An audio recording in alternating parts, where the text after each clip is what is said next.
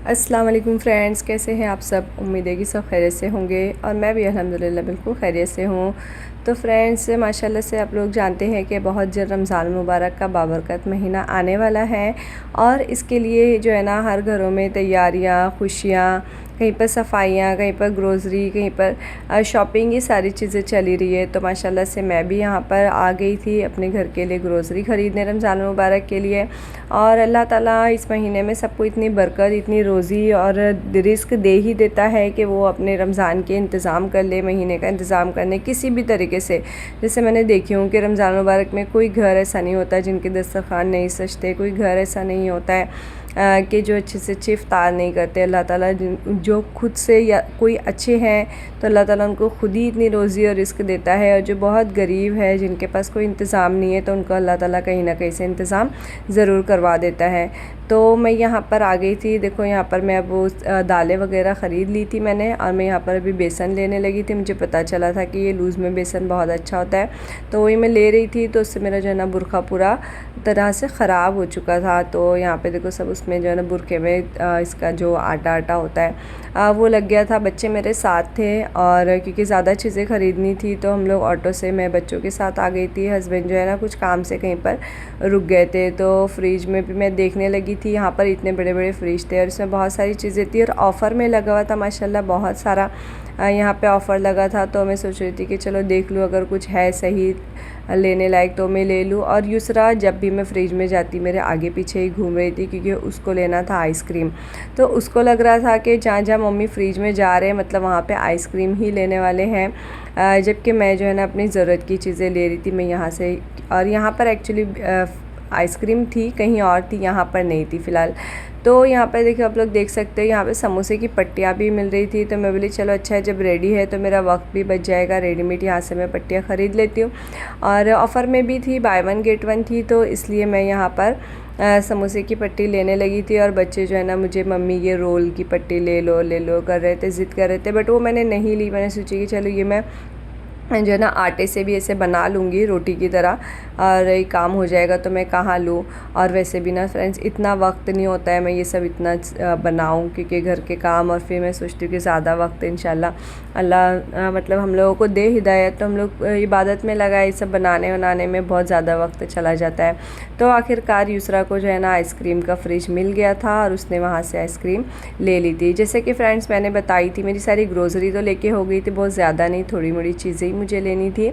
और मैंने कुछ दिनों पहले अपनी वीडियो में बताई थी कि इंशाल्लाह मैं यहाँ से मेरे पास जैसे ओवन और एयर फ्रायर, बेक के लिए कोई चीज़ मौजूद नहीं है, कुछ ऐसे हार्ड एंड फास्ट बनाना होता है, तो मेरे पास बेकिंग आइटम मतलब उसके अप्लायंस में कुछ नहीं है। तो मैं यहाँ से एयर फ्रायर, आज अल्हम्दुलिल्लाह अल्लाह ताला ने हम लोगों को मतलब इस काबिल बनाया कि फिर मैंने यहाँ से जो है ना एयर फ्रायर सेलेक्ट कर लिया। पसंद भी आ गया था, वो लोग चेक कर रहे थे, तलहा और बच्चे वहाँ पर इसके अब्बू के साथ में। तो मतलब इस तरह से फिर हमने वो भी ले लिए, और माशाल्लाह हमारी ऑलमोस्ट सब शॉपिंग हो गई थी। हम लोग ने यहाँ से बिलिंग कराए और घर पे वापस आ गए थे। तो ये थोड़ा मैंने बाद में ये वीडियो अपलोड की हूँ, जब मैं सब सामान सेट करने लगी थी, क्योंकि आते ही मुझे वक्त नहीं मिला था। फिर बाद में मैंने सोची कि चलो अब ये सारी चीज़ें सेट कर दूँ।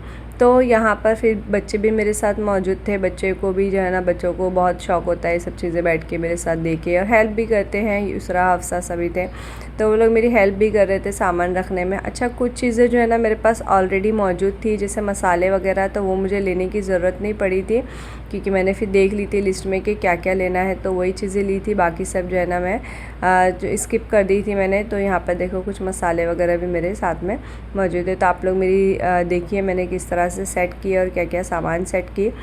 वीडियो को स्किप ना कीजिएगा, एंड तक देखिएगा।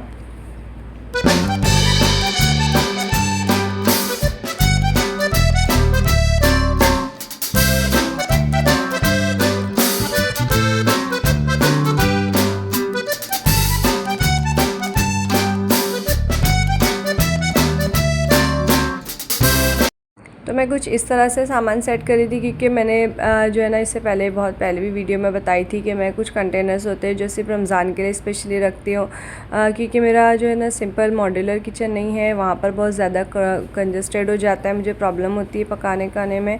तो इसलिए मैं उन्हीं डब्बों में ये चीज़ें सेट करती हूँ कि फिर जब भी ज़रूरत पड़ती है रमज़ान में निकालती, फिर आम दिनों में उसको रख देती हूँ। तो सारी चीज़ें मैंने यहाँ पे स्प्रॉट्स वगैरह भी ले ली हुई थी, और मैं बहुत ज़्यादा पकवान के चक्कर में नहीं पड़ती। अल्लाह ताला हम सबको भी यही हिदायत दे कि सब दिन भर पकाते रहने के लिए तो रमज़ान नहीं होते, 11 महीने माशाल्लाह से हम लोग खाते ही रहते हैं। सिर्फ एक महीना होता है कि बस छोटी मोटी चीज़ें इसमें ख़रीद ली, तैयारी कर ली, और बाकी वक्त जो है ना इबादत में भी लगाना होता है। तो यहाँ पर ये भी सब जो है ना मैं देख रही थी कि कौन कौन सी चीज़ें मुझे पहले रखना है, कौन सी चीज़ें बाद में रखना है, उस हिसाब से भी मैं यहाँ पर अरेंजमेंट कर रही थी। बच्चे भी मेरे साथ हेल्प कर रहे थे, और जो भी चीज़ें मुझे ऐसा लग रहा था कि ये अभी इसकी ज़रूरत नहीं पड़ेगी, तो वो मैंने फिर साइड में रख दी थी कि इनको फिर मैं बाद में निकालूँगी।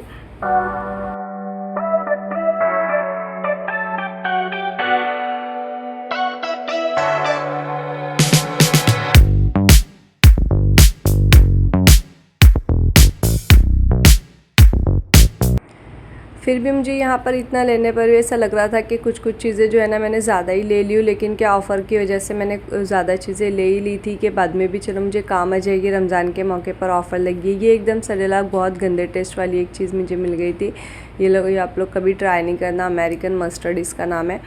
तो ये ना ले तो लिए थे, लेकिन इसका टेस्ट बहुत ख़राब था। और सबसे ज़्यादा अच्छा खुशी होती है रूह अफ़ज़ा लेने के लिए फ्रेंड्स के ना, रमज़ान में रूह अफ़ज़े का मज़ा ही बहुत अलग होता है, और इससे बहुत अच्छा भी लगता है शरबत वगैरह के लिए, सब में बनाने के लिए। तो यहाँ पर मैं ये भी जो है ना सब जमाने लगी थी। और दूसरी चीज़ें ये थी कि वक्त तो बहुत था, लेकिन मैं फिर मुझे जल्दी से वापस भी आना था, तो जल्दी में जो चीज़ मुझे फिर समझ आई बस वो ले ली और लेकर आ गई थी। तो यहाँ पर देखो मैं अभी बता दूँ आपको कि ना मेरे को कंटेनर्स में इनको रखना कैसे है। जैसे अभी कुछ चीज़ें इसमें जो फ्रिज की है, तो फ्रिज की चीज़ें मैं साइड में अलग से सेट करूँगी, और जो मसाले वगैरह है वो मैं अलग से सेट करूँगी। शक्कर यहाँ पर मैंने ख़रीदी नहीं थी, कुछ ग्रोसरी लेने की वजह से वो मुझे ऑफ़र में फ्री मिल गई थी। और ये फ़ालूदा रेडी मिक्स था, मुझे ट्राई करना था, इसलिए भी मैंने यहाँ पर इसको ले ली थी, और मुझे पता नहीं था, फ़र्स्ट टाइम मैं इसको ट्राई करूँगी। तो इस तरह से भी कुछ चीज़ें जो है ना लेने में आ गई थी कि चलो कुछ रेडी आइटम है तो मिल जाता है, आसानी से बन भी जाते हैं। तो अब यहाँ पर मुझे इन सबको कंटेनर्स में सेट करना है।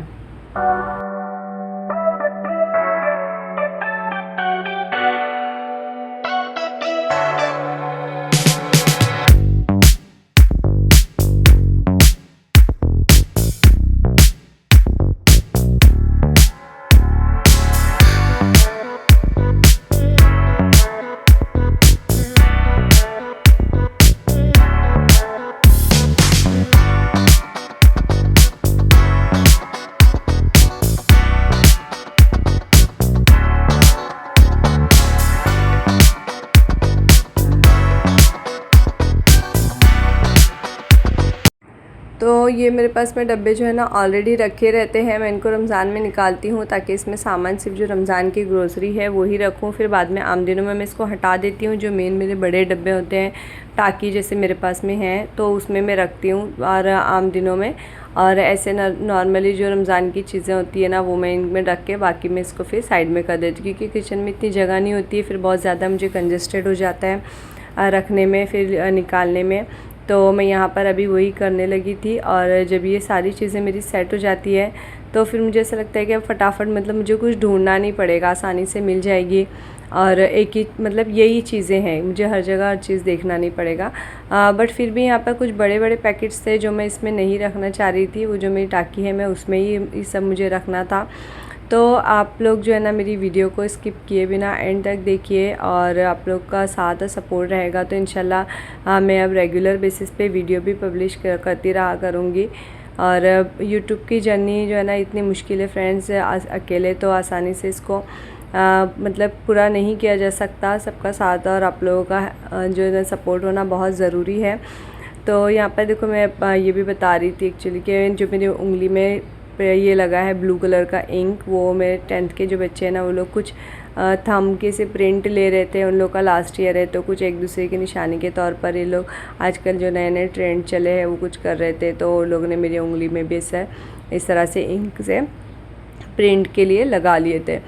तो फ्रेंड्स वही मैं आप लोगों को फिर बता भी रही थी कि देखो मेरा हाथ भी यहाँ पे से ना ब्लू ब्लू हो गया प्रिंट से, सब इंक की वजह से। तो फ्रेंड्स इस तरह से जो है ना आज की मेरी वीडियो थी, और आप लोगों को कैसी लगी ज़रूर बताना और कमेंट भी करना अच्छे से, और वीडियो को एंड तक देखना, स्किप ना करना। Thanks for watching.